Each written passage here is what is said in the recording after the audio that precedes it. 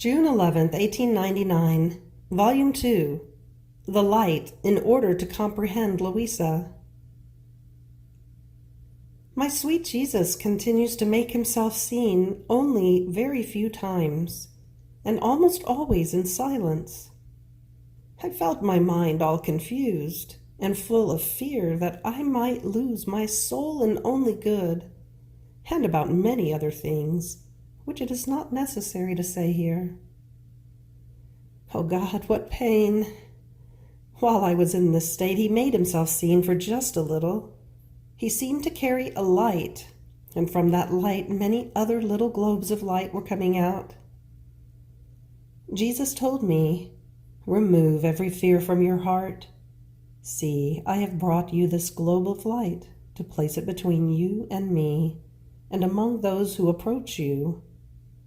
For those who approach you with an upright heart and to do good to you, these little globes of light that come out will penetrate into their minds, will descend into their hearts, will fill them with joy and with celestial graces, and they will comprehend with clarity that which I operate in you.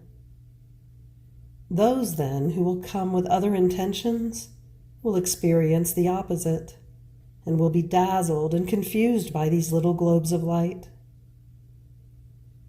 So I remained more tranquil. May everything be for the glory of God. June 11th, 1922, Volume 14. The natural life symbolizes the spiritual life. I was thinking to myself, how is it that also the spiritual life undergoes so many changes? While one is convinced that this will be his life, then, when he least expects it, he is flung somewhere else, dragging along who knows how many painful consequences which make the heart bleed. One can say that because of the so many changes one undergoes, it is a continuous martyrdom. And my sweet Jesus, moving in my interior, told me, "My daughter, indeed the spiritual life must be a continuous martyrdom, because it must be similar to the first and greatest martyr, myself. And if it were not so, it cannot truly be called spiritual life, but larva and shadow of it. Then it is necessary that it undergo various changes, this in order to make it reach the proper stature, and to render it noble, beautiful, and perfect. If the human nature itself, which is less important, undergoes who knows how many changes in order to reach the proper stature, much more so for the spiritual, which is more important than natural life and superior to it. Even more, the natural life symbolizes the spiritual life. Observe a bit. How many changes does the natural life go through? It is conceived in the maternal womb, and there it remains for as long as 9 months in order to form the little body. And when it is formed, it is forced to come out.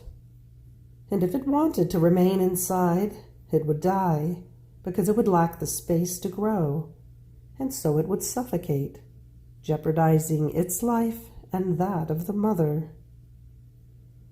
Now, if this conception were formed outside of the maternal womb, who would provide the blood and the heat to form the little body? Moreover, since the members are extremely tender, the air itself would kill it. How much care is needed with the little newborn! Heat, cold, and even being pressed to the maternal bosom can be deadly for him, and therefore swaddling clothes, cradle, milk.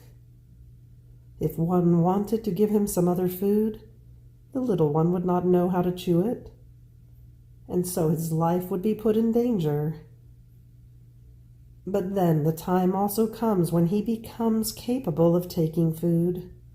The swaddling clothes are removed, and he learns to take a few steps. Do you see? We are still at his infancy, and he has already gone through 3 changes.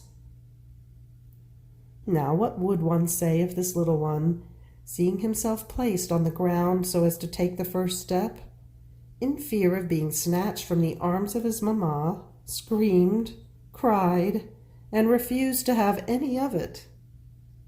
One would feel sorry for him, because in the arms of his mamma he would never become a man. Without motion, he would not become strong nor developed. Now let us come to the true spiritual life. It is conceived in my womb. My blood, my love, and my breath form it. Then I feed it at my breast. I swaddle it with my graces. Then I continue by making it walk with my truths. However, my design is not to form a child to play with, but a copy fully similar to myself. And this is why changes occur. For nothing other than to let it reach a mature age and give it all those privileges and qualities which true spiritual life contains. Otherwise it would remain like a baby in swaddling clothes, who instead of forming my honor and my glory, would form my sorrow and dishonor. But how many are those who remain only newborn, or at most swaddled? Very few are those who work together with me to become a copy of myself.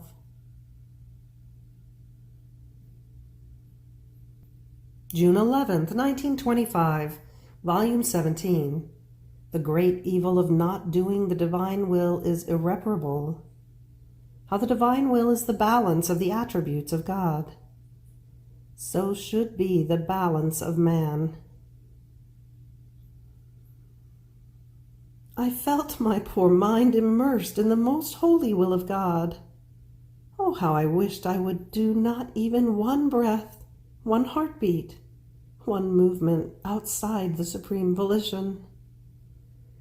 It seemed to me that everything which is done outside the will of God makes us lose new beauty, new grace and light, rendering us dissimilar from our Creator, while Jesus wants us to be like our Supreme Maker in everything. And in what easier way can we be like Him other than by receiving within us the continuous life of His most holy will? It brings us the reflections, the features of our Celestial Father. It maintains whole within us the purpose of creation. It surrounds us in such a way as to preserve us beautiful and holy, just as God created us. And it gives us that something ever new of beauty, of light, of love never interrupted, which can be found only in God. Now, while my mind was wandering in the eternal will, my sweet Jesus, squeezing me to Himself, with sensible voice told me, "My daughter, there is nothing which can equal the great evil of not doing my will. There is no good which can equal doing it. There is no virtue which can stand before it. The good which is lost by not doing my will is irreparable in itself, and only by returning again to it can one find remedy, and the goods which our will had established to give to the creature can be given back to her. In vain do creatures delude themselves in doing other works, virtues, sacrifices. If these are not a birth from my will, and if they are not made in order to fulfill it, they are not recognized by me. More so, since it is established that grace, aids, light, goods, and the just reward will be given to those who operate in order to fulfill my will. Moreover, my will is eternal. It has no beginning and will have no end. And so who can calculate an act done in my will, which has no beginning and no end? That which my will is, such it renders the act. On the other hand, the other virtues, the works and sacrifices without my will, have a beginning as well as an end. What great reward can things subject to perish ever receive? Furthermore, my will is the balance of my attributes. If my power did not have this holy will, it would turn into tyranny toward those who so much offend me, while by balancing my power, my will makes me pour graces there where I should pour fury and destruction. If it wasn't for my will which gives it ever new life, my wisdom would not manifest so much art and mastery in our works. Our beauty would be faded and without attraction if it were not sustained by this eternal will. Mercy would turn into weakness if it were not balanced by my will, and so on with all the rest of our attributes. Now our paternal goodness has so much love for the creatures that it has established the balance of man within our will. Since man had come from the supreme will, it was the right that this will would become the life which would maintain the balance of all the works of man, giving him likeness to his Creator. So much dignity, majesty, order in acting were to be seen in him as to make him be recognized as a birth of his Maker. Therefore also in acting it can be seen whether there is the balance of my will or of the human will. And so this is the cause of so many works, maybe even good, in which balance, rule, order cannot be seen. The execution of my will is missing, and therefore instead of being admired, they are blamed, and instead of shedding light, they cast darkness. If everything which is good comes from my will, without it, those are apparent goods, without life, and maybe even poisonous, which poison those who take part in them. End of June 11th. Fiat.